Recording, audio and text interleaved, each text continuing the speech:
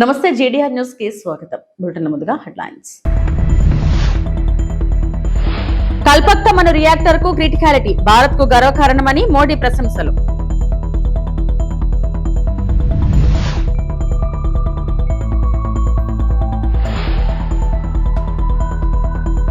జలవనరుల సంరక్షణ సామాజిక బాధ్యత, ఏపీ ఉప ముఖ్యమంత్రి పవన్ కళ్యాణ్ పిలుపు.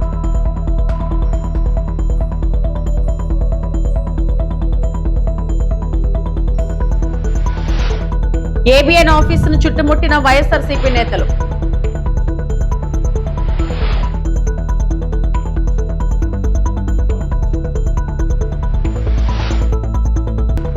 తిరుమల శ్రీవారి సేవలో లాకాస చిత్రబృందం.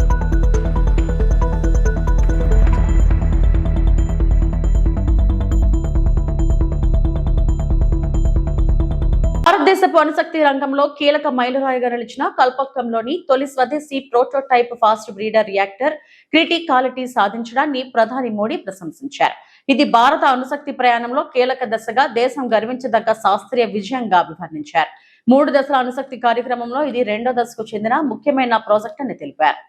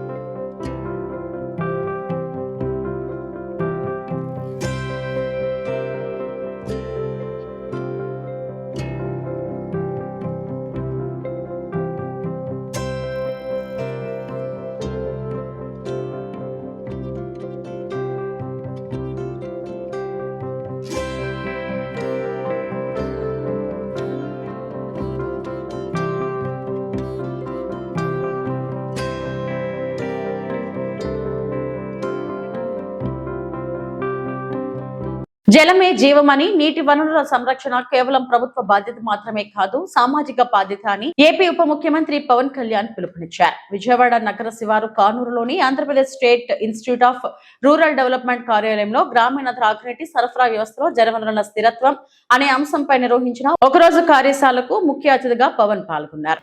In a state like ours, Andhra Pradesh, we have been blessed with mighty rivers like Godavari, Krishna, Pennar, Vamsadhara and Nagavali.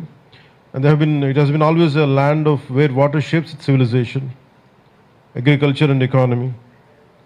These rivers have nourished our fields, sustained rural livelihoods and driven the growth of our state for generations. Yet today, despite this natural wealth, we are faced with a critical challenge not just of water availability, but of ensuring its sustainability and the quality for the future. Ensuring safe, reliable and sustainable drinking water for every rural household is not just a developmental goal, it is our collective responsibility towards future generations. As our ancient Indian wisdom reminds us, water is life, jalame jeevam. A timeless truth that continues to guide our approach even today. Rural water supply systems are facing multiple and emerging challenges. Groundwater depletion, declining surface water sources, contamination and lack of effective monitoring mechanisms have become serious concerns that need urgent attention. Nearly 70 to 80% of pollution in rivers and canals is caused by untreated urban sewage, industrial effluents and agricultural runoff. Even in water-rich regions, water quality is deteriorating, particularly due to unregulated activities such as aquaculture without proper drainage systems. That's the reason why we have invited Sri Krishna Garu, who is the chairman for Andhra Pradesh Pollution Control Board, to be a part of it, to understand, to take your valuable inputs. Especially in tribal and high altitude areas, natural springs which were once reliable sources of drinking water are gradually drying up during summer months. This calls for focused interventions like spring shed rejuvenation to ensure sustainable water supply.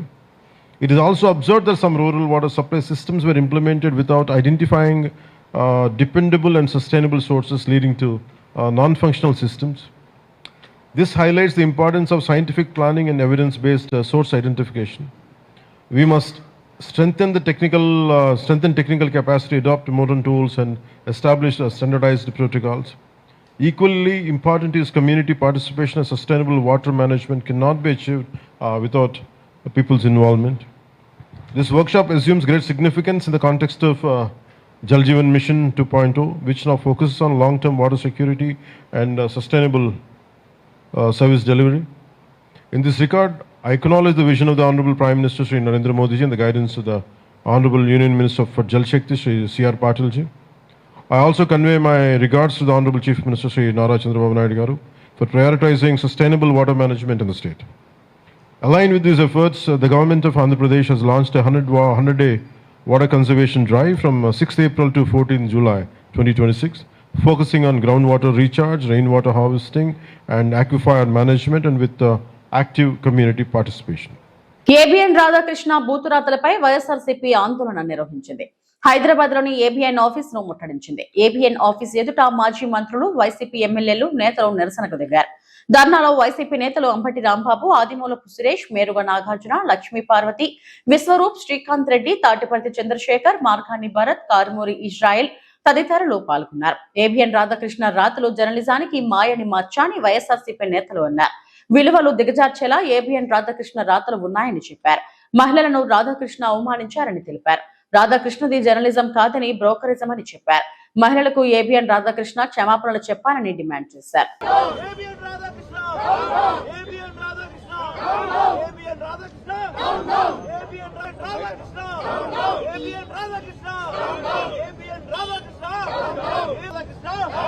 ఎక్కడ ప్రక్కదోకి వెళ్ళొద్దు, ఎవరి మీద మన వ్యతిరేకత లేదు.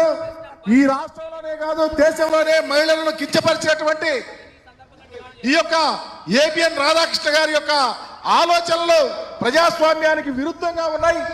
Original గా అయితే మా పార్టీకి సంబంధించినటువంటి మహిళలను, భారతదేశంలో ఉన్నటువంటి మహిళలను కించపరిచే విధంగా నీ జర్నలిజాన్ని ప్రక్క పొంతలు తొక్కిస్తా ఉన్నావు. ఎటుపోతా ఉంది ప్రజాస్వామ్యం? ఇవేనా జర్నలిజం అంటే? ఈ పరిస్థితిని తప్పకుండా ఈ రాష్ట్రంలో కాదు దేశంలో మహిళలు అందరూ ఆలోచిస్తా ఉన్నారు. మీ వెర్రి రాతలకు, పరిగిమాల రాతలకు ప్రజాస్వామ్యాన్ని అపహాస్యం చేసే విధంగా ఉన్నాయి. తక్షణమే మీ రాతలు ఆపాలి, మీ కోతలు ఆపాలి.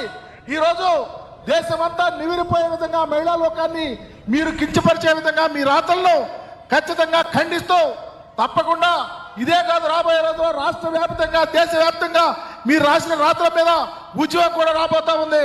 గమనించమని ఆలోచిస్తూ తప్పుడు రాతలు రాసినటువంటి రాధాకృష్ణ గారు ప్రజలకు క్షమాపణ చెప్పాలి, మహిళా లోకానికి క్షమాపణ చెప్పాలని చెప్పి డిమాండ్ చేస్తా ఉన్నాం.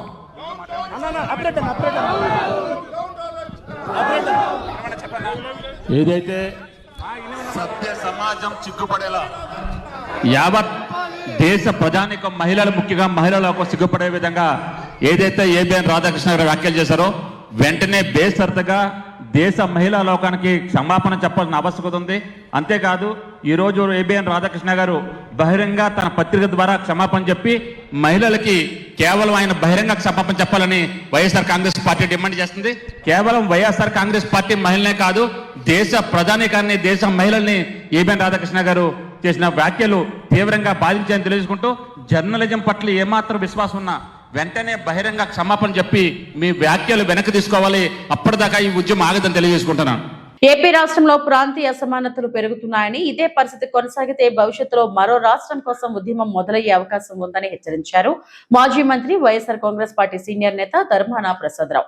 ఇలాంటి పరిస్థితులకు ఎవరూ ఆజ్యం పోయకూడదని ఆయన సూచించారు. శ్రీకాకుళంలో మీడియాతో మాట్లాడిన ధర్మాన, రాష్ట్రానికి ముఖ్యమంత్రి అన్నవారు కుటుంబానికి తండ్రి లాంటి వారని, అందరినీ సమానంగా చూడాల్సిన బాధ్యత ఆయనపై ఉంటుందని ధర్మాన పేర్కొన్నారు.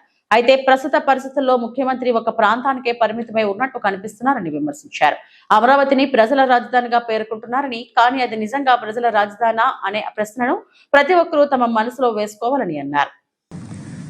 ఒక ముఖ్యమంత్రి ఒక ప్రాంతానికే ముఖ్యమంత్రిగా, కొద్ది మందికే, కొన్ని వర్గాలకే,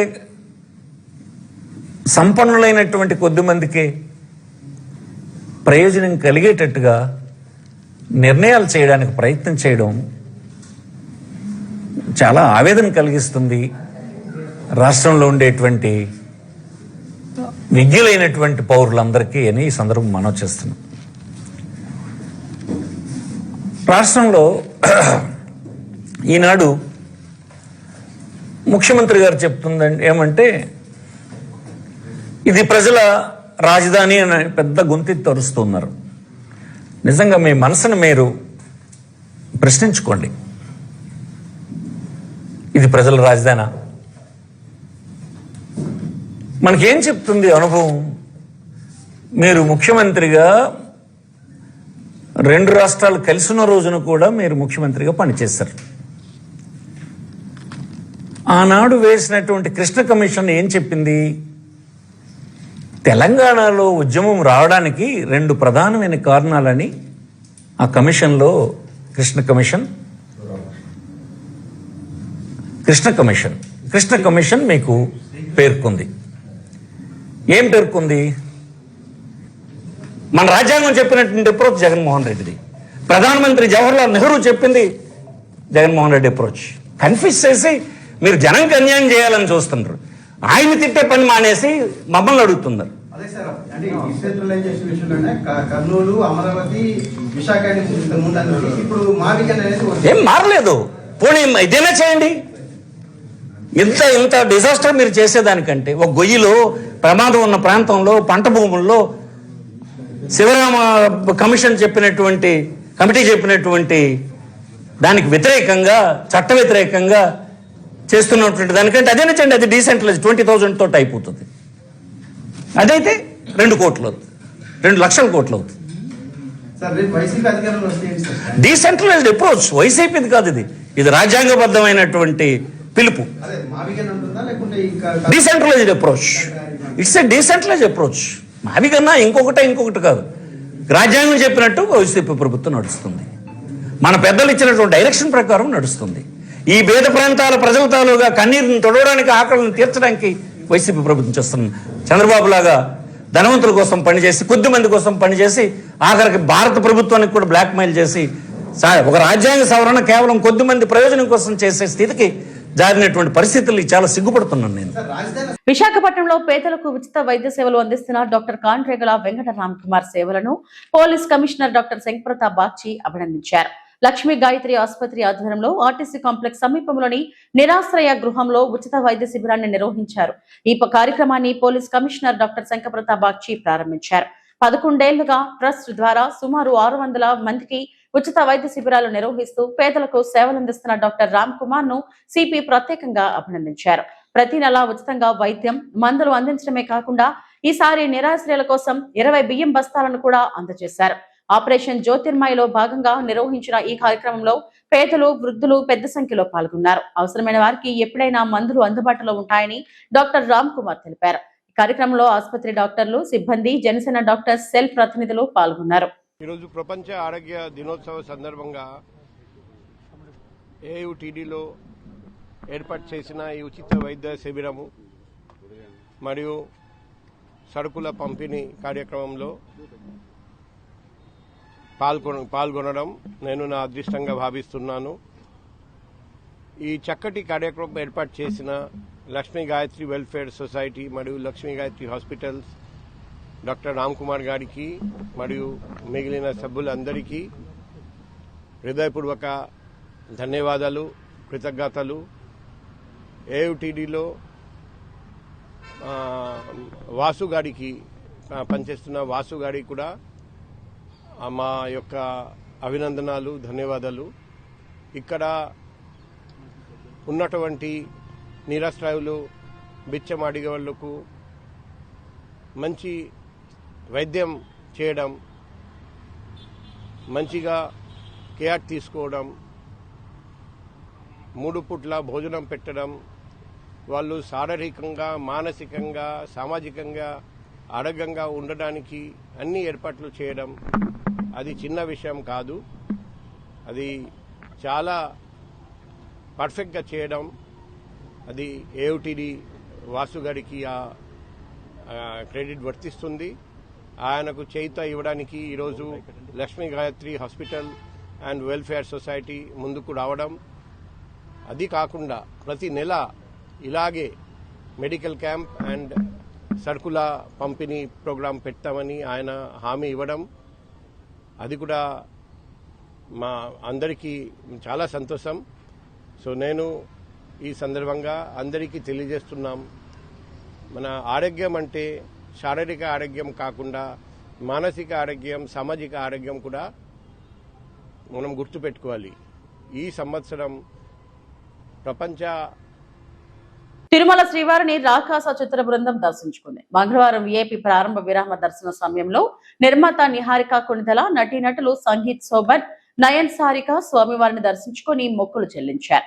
టీటీడీ అధికారులు వారికి స్వాగతం పలికి దర్శన ఏర్పాట్లు చేశారు. దర్శనం అనంతరం రంగనాయకుల మండపంలో పండితులు వారికి ఆశీర్వచనం చేసి స్వామివారి తీర్థ ప్రసాదాలను అందజేశారు.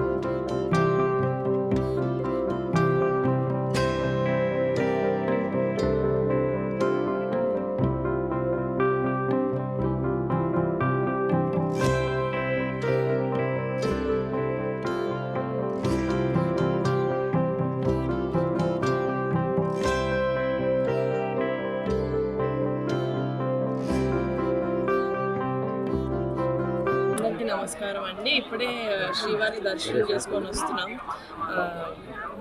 చాలా చాలా అంటే నాకు చెప్పడానికి ఏం లేదు. ఎప్పుడు చాలా అద్భుతంగా జరుగుతుంది. ఆయన చూడడం, ఆయన దర్శించుకోవడం అనేది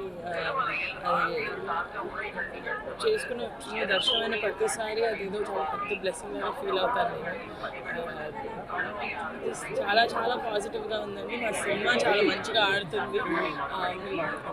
తర్వాత వచ్చి దర్శించుకోవడం అనేది ఆయన బ్లెస్సింగ్స్ అన్నట్లుగా అనిపిస్తుంది. ఎద్దుల సురేష్ ఓ సైనికుడిగా సరిహద్దుల్లో శత్రువులకు వెన్నులో వణుకు పుట్టించిన, దేశంలో ఉన్న అంతర్గత శత్రువులు చేసే కుట్రలను ఛేదించలేక తీవ్రంగా నలిగిపోతున్న సంఘటనకు అద్దం పడుతున్న కథనం మేము ముందుంచే ప్రయత్నం చేస్తున్నాం. సైనికుడిగా 24 సంవత్సరాలు పదవులు నిర్వహించి పదవి విరమణ తర్వాత సొంత ఊరిలో స్థిరపడాలన్న ఆకాంక్షతో సింగనమల మండల కేంద్రంలో వ్యవసాయ భూమి కొనుగోలు చేసి బోరు, విద్యుత్ వంటి అనేక సౌకర్యాలతో స్థిరపడాలనుకున్నారు. అయితే స్థానికంగా ఉన్న గోగులు ఆంజనేయులు అధికారులను, పోలీసులను, రెవెన్యూ, చివరికి జిల్లా కలెక్టర్, జాయింట్ కలెక్టర్ ను సైతం తప్పుతో పట్టించి మాజీ సైనికుడైన ఎద్దుల సురేష్ కు అడుగడుగున అడ్డంకులు సృష్టించాడు. వ్యవసాయ పొలానికి బోరు వేసుకోవాలన్నా, విద్యుత్ సదుపాయం కల్పించుకోవాలన్నా వివిధ శాఖల అధికారులను గోగుల ఆంజనేయులు బెదిరించి మాజీ సైనికుడికి ఎలాంటి సహాయం అందకుండా 3 సంవత్సరాలు కాలయాపన సాగించాడు. ఆది నుంచి రెవెన్యూ, పోలీస్, ఇతర శాఖల అధికారులు అందరూ మాజీ సైనికుడు అన్న కారణంతో సహాయం అందించేందుకు ముందుకు వస్తున్నప్పటికీ ఈ గోగుల ఆంజనేయులు అహంకార ధోరణి కారణంగా 3 సంవత్సరాలు నరకయాతన అనుభవించినట్లు మాజీ సైనికుడు ఎద్దుల సురేష్ ఆవేదన వ్యక్తం చేశారు. తనకు జరిగిన అన్యాయం మరొకరికి పునరావృతం కాకుండా బెదిరించి బ్లాక్ మెయిల్ చేస్తూ కాలం గడుపుతున్న గోగుల ఆంజనేయులపై కఠిన చర్యలు తీసుకోవాలని, శిక్షించాలని ఎద్దుల సురేష్ డిమాండ్ చేశారు.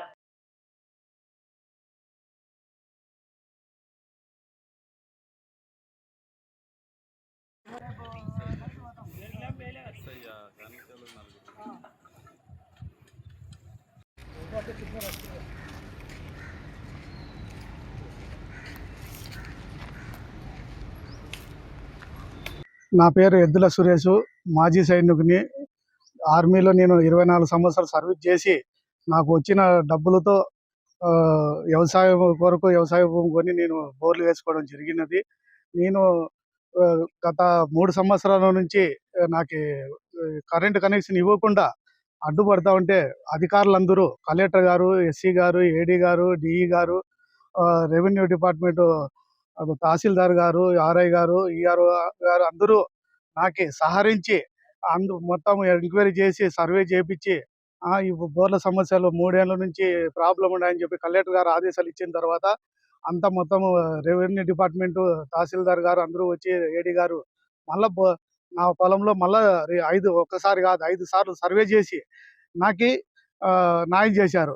ఈ ప్రాబ్లం నాకే కలెక్టర్ గారి ఆదేశాల మేరకు నాకు న్యాయం జరగడం జరిగింది. అందరికీ నేను కలెక్టర్ గారికి, ఎస్సీ గారికి, రెవెన్యూ డిపార్ట్మెంట్కి, తర్వాత ఎలక్ట్రిక్ డిపార్ట్మెంట్ డిఈ గారికి, ఏడీ గారికి అందరికీ నా కృతజ్ఞతలు. నాకు న్యాయం జరిగింది కాబట్టి చాలా సంతోషకరమైన విషయము. కానీ మరి ఒక గోగుల ఆంజనేయులు అనే వ్యక్తి నాకు మళ్ళీ తర్వాత పదే అడ్డుపడుతున్నాడు. ఎన్ఓసి ఇచ్చిన బోర్లకి అంతా సర్వే చేసి న్యాయం చేసిన తర్వాత కూడా మళ్ళీ అధికారులను భయపడించడము, వాళ్ళని భయభ్రాంతకు గురి చేయడము, ఆయన ఒక వికలాంగుడు అని చెప్పి ప్రతిసారి ఏడీ గారిని, ఎస్సీ గారిని, మళ్ళా ఎంఆర్ఓ గారిని, ప్రతి డిపార్ట్మెంట్లోని అందరినీ ప్రతి ఒక్కరిని కూడా ఆయన భయపడించడము, ఇలా చేయడము, ఇలా ప్రతిసారి బ్లాక్మెయిల్ చేయడము ఇదే జరుగుతోంది. పశ్చిమ గోదావరి జిల్లా భీమవరంలో నకిలీ కరెన్సీ ముఠాను పోలీసులు అరెస్టు చేశారు. లక్షల రూపాయల నకిలీ నోట్లతో ప్రజలను మోసం చేస్తున్న గ్యాంగ్ ను పట్టుకున్నారు. భీమవరం టౌన్ పరిధిలో నకిలీ కరెన్సీ చలామణి చేస్తున్న ముఠాపై పోలీసులు దాడి చేసి 3 నిందితులను అరెస్టు చేశారు. జిల్లా SP Adnan Nayeem Asmi, sub division DSP రఘువీర్ విష్ణు ఆధ్వర్యంలో ఈ ఆపరేషన్ నిర్వహించారు. టౌన్ సిఐఎం నాగరాజు, ఎస్ఐలు బివై కిరణ్, ఎస్వీవీఎస్ కృష్ణాజీ సిబ్బందితో కలిసి Bhimavaram AMC market yard guest house సమీపంలో దాడి చేశారు. ఈ దాడిలో సుమారు 9 లక్షల విలువైన నకిలీ కరెన్సీ నోట్లు, నకిలీ నెంబర్ ప్లేట్లు ఉన్న కారు స్వాధీనం చేసుకున్నారు. నిందితులు కొవ్వూరి గోపీచందర్ రెడ్డి, వేముల మోహన్ సాయి, బర్రె సుధీర్ గా పోలీసులు గుర్తించారు. దానికి ఇది ఒక మంచి కేసు, ఇది మీకు అది చెప్పడం జరుగుతుంది. ముందుగా ఈ ఫేక్ కరెన్సీ అంటే దీనికి సంబంధించిన ఫేక్ కరెన్సీ కాదు, ఇది డమ్మీ కరెన్సీ. డమ్మీ కరెన్సీని ఫేక్ కరెన్సీగా నమ్మించి ఫేక్ కరెన్సీ ఇస్తామని చెప్పి సేమ్ అంటే ఒరిజినల్ కరెన్సీనే వాళ్ళు ముద్దాయిలు కొంతమంది ఎవరైతే ఉన్నారో కొంతమంది ముఠా వ్యక్తులు ముందుగా కొంతమంది అమాయకులను గుర్తించి వాళ్ళతో మాట్లాడి ఒరిజినల్ కరెన్సీని వాళ్ళకి చూపించి డమ్మీ కరెన్సీ, ఇది ఫేక్ కరెన్సీ, మా దగ్గర ఈ చాలా బండిల్స్ ఉన్నాయి, చాలా ఎక్కువ మొత్తంలో ఉన్నాయి అని కొన్ని వీడియోలు అవన్నీ కూడా చూపించి వాళ్ళకి మీరు లక్షిస్తే దానికి మేము 3 రెట్లు 3 లక్షలు మీరు ఎంత అమౌంట్ సమకూర్చగలిగితే అంత, మీరు ఒరిజినల్ కరెన్సీ ఇస్తే మేము ఫేక్ కరెన్సీ ఇస్తామని చెప్పేసి ఈ ముఠా ప్రజలను మోసం చేయడం జరుగుతుంది. ఇందులో భాగంగా మాకు వచ్చినటువంటి కంప్లైంట్, భీమవరానికి చెందిన శివశంకర్ అనే వ్యక్తి, అతనికి ఇటువంటి ఒక ఆఫర్ రావడం జరిగింది. దాన్ని వాళ్ళ ఫ్రెండ్స్ ద్వారా తెలుసుకుంటే అతను ఇదొక ఫేక్ ముఠా, చీటింగ్ ముఠా అని తెలుసుకున్న అతను వెంటనే పోలీస్ స్టేషన్కి వచ్చి నాకు ఇలా ఆఫర్ వచ్చింది సార్, ఇలా 3 లక్షల రూపాయలు చూసుకుంటే 9 లక్షలు ఫేక్ కరెన్సీ ఇస్తామని ఒక ఆఫర్ వచ్చిందని చెప్పి మనకి చెప్పడం జరిగింది. అంతకుముందు కూడా వాళ్ళ ఫ్రెండ్స్ కొంతమంది కూడా ఈ ముఠా చేతిలో మోసపోయారని కూడా మనకి చెప్పడం జరిగింది. వెంటనే మనం దాన్ని క్రైమ్ నెంబర్ 81/2026 కింద ఎఫ్ఐఆర్ రిజిస్టర్ చేసుకుని వాళ్ళు ఎవరైతే తీసుకుని వచ్చి ఇస్తానని చెప్పారో వాళ్ళు వచ్చే టయానికి వాళ్ళు ఫలానా ప్లేస్లో ఇస్తామని చెప్పేసి ఈ కంప్లైంట్ కూడా చెప్పడం జరిగింది. ఈ కంప్లైంట్ నా టయానికి ఎటువంటి అమౌంట్ అంటే మళ్ళీ ఇతను అమౌంట్ తీసుకెళ్ళిన కానీ వాళ్ళు అమౌంట్ తీసుకుని పారిపోయే అవకాశం ఉంటుంది కాబట్టి అక్కడికి వెళ్ళి వాళ్ళతో ఎంగేజ్ అయ్యి ఉంటే మీ పోలీసు వచ్చి పట్టుకుంటామని చెప్పి మా ఎస్ఐ గారి నేతృత్వంలో, కిరణ్ ఎస్ఐ గారి నేతృత్వంలో ఒక టీంని అతను వచ్చే టయానికి కరెక్ట్గా పంపించడం జరిగింది.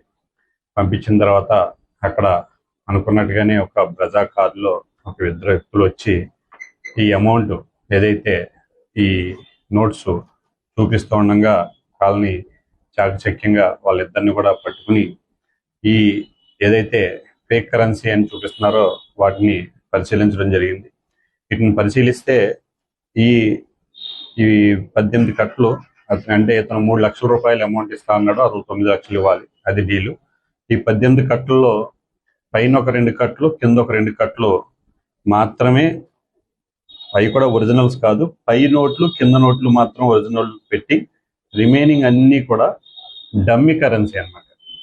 అంటే దాంట్లో ఇది ఫేక్ గా ముద్రించింది కాదు, డమ్మీ కరెన్సీ. ఇది ప్రొడక్షన్ పర్పస్ వాడేటువంటి కరెన్సీని పెట్టి వాళ్ళు మోసం చేస్తారు. ఇది మొత్తం ఫేక్ కరెన్సీ, ఇది మీకు ఎలాగో పై నోట్ ఎలా ఉందో మొత్తం నోట్లన్నీ కూడా అలాగే ఉంటాయి, మీకు ఏటీఎంలో కూడా వచ్చి పెట్టేస్తుంది అని చెప్పేసి ఈ డమ్మీ కరెన్సీని పెట్టి ఈ ప్రజలు మోసం చేసి 9 లక్షలు 3 లక్షలు తీసుకుని 9 లక్షలు ఇచ్చేసి వాళ్ళు పారిపోతారు. యాక్చువల్గా వాళ్ళ ప్లాన్ అది. ఆ టైంలో కరెక్ట్గా వెళ్ళి మా ఎస్ఐ గారు వాళ్ళ టీం అంతా కూడా పట్టుకోవడం జరిగింది.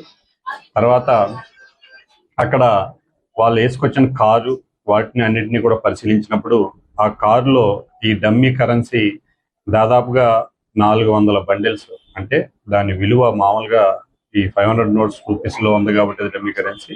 2 కోట్ల విలువ కలిగినటువంటి డమ్మీ కరెన్సీని మామూలుగా 2 కోట్లు వాల్యూ వాళ్ళు చూపించేది డమ్మీ కరెన్సీని కూడా కారులో సీజ్ చేయడం జరిగింది.